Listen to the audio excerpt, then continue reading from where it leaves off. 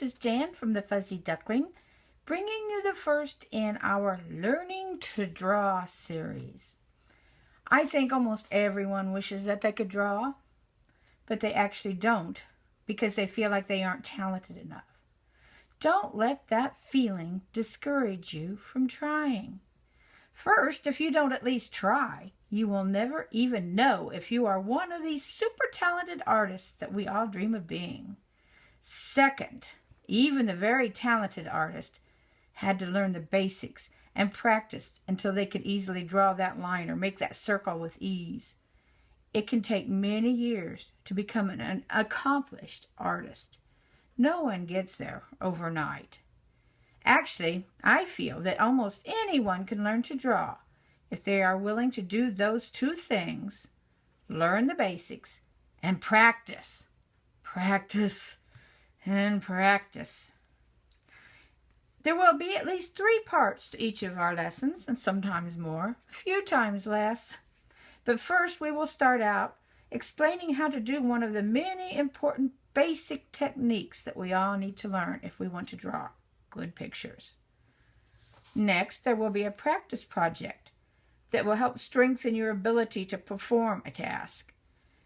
These are not always fun as drawing a complete picture, but they are important in strengthening your hand muscles and your eye-hand coordination. If you've ever learned an instrument, like the piano, think about the hours you sit at the piano and practice your notes and your chords and your scales.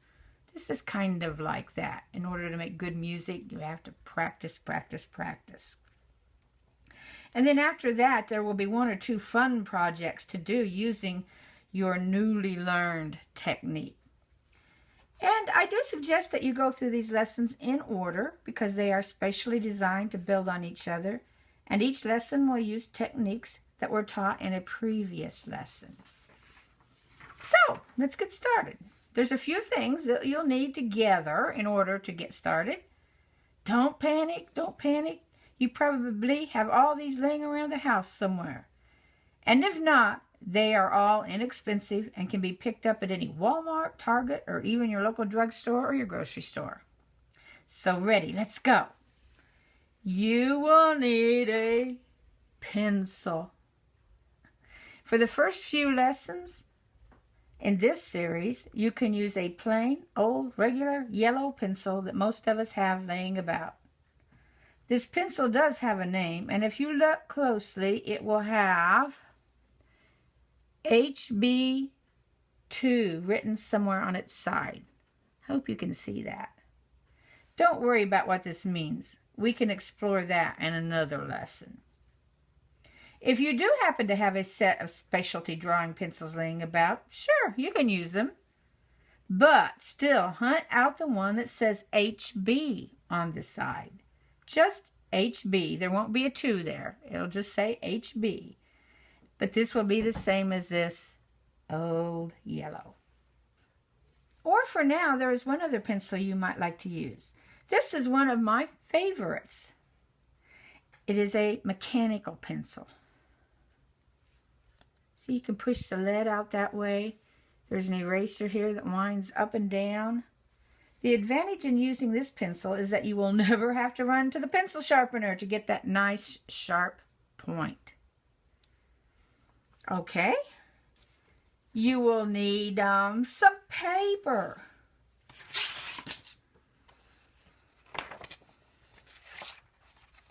For the first few lessons, you can use any kind of paper, including copy paper, notebook paper, or sketchbook paper. Do note, though, that if you want to add color with markers or watercolors or paint, you will need a heavier paper. A paper that is labeled mixed media. Let me show you one here. If I can get it out of my stack of paper. Look at this one. This is a nice one that I bought at Walmart. It says mixed media right on it. This works well for anything that you use, say, watercolors on, or even some of the paint that you buy in those little bottles, or markers. And it is found, I'd say, in most stores like Walmart or Target. Obviously, your art store, business stores, it's easily available. Another thing you will need is an eraser. This one's been used quite a lot.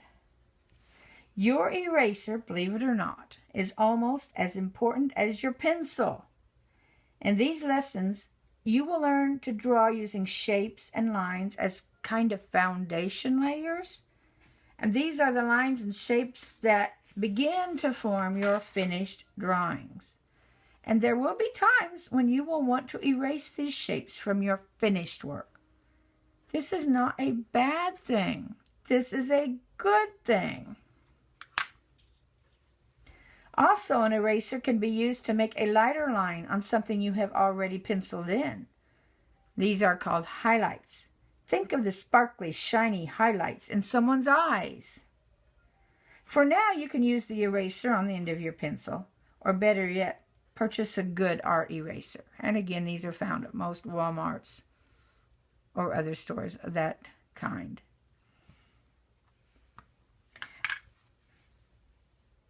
There's one more thing that you absolutely must have, and that is you.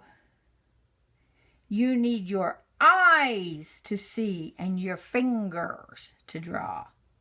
Now, I know there are some amazing people out there who can draw without their hands. They have found various ways to fulfill their passion, even though their hands don't work or they may have no fingers. There are some that can draw and paint beautiful pictures, imagine this, with their toes. Amazing.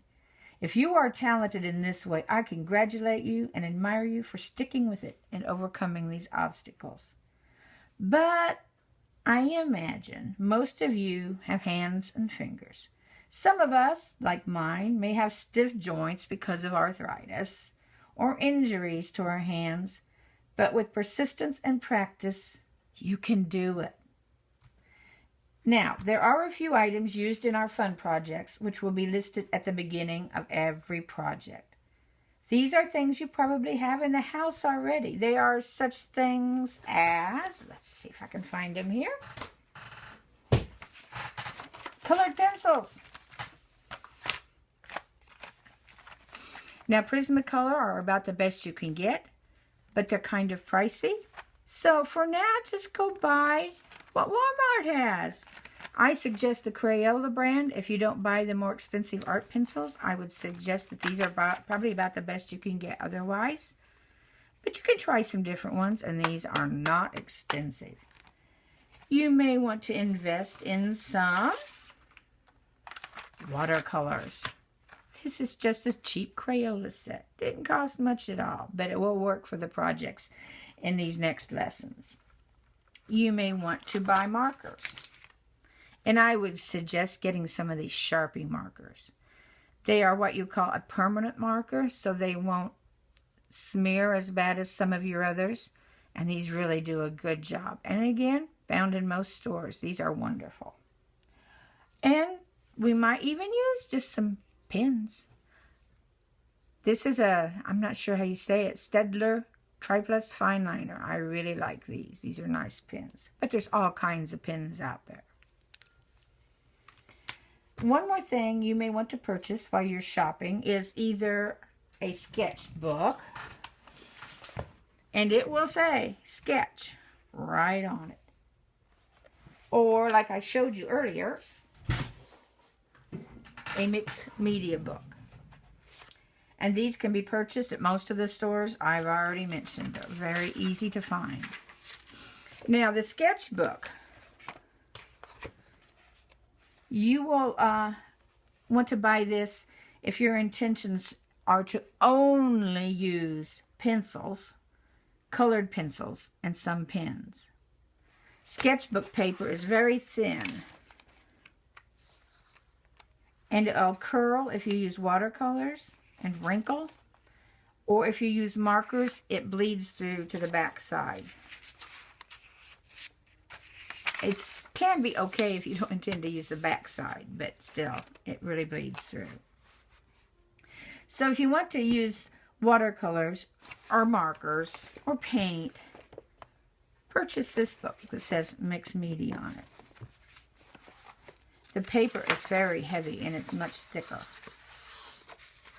And it withstands a lot of abuse, like from water or from your wetter markers.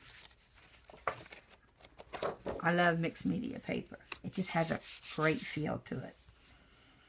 If you decide to not buy a dedicated drawing book, which I do advise that you do it, but dig up an old or maybe a new binder to keep all your work in. There's one of mine. And keep even work you don't like. I know that sounds crazy, but do it. And then use paper protectors, these shiny paper protectors, to slip your artwork into so that you don't have to punch holes into your work. One last note. Keep everything. Date everything. Someday you will be glad you did. This helps you keep track of your progress and shows you how much improvement you've made over the days and weeks of practice. Okay, as soon as you've gathered all your supplies, it's time to put lead to paper. Let's move on to our very next lesson. This lesson's very important as it shows you how to hold that pencil. And yes, there are right ways and wrong ways to hold a pencil. So, see you there, and be sure and bring that pencil.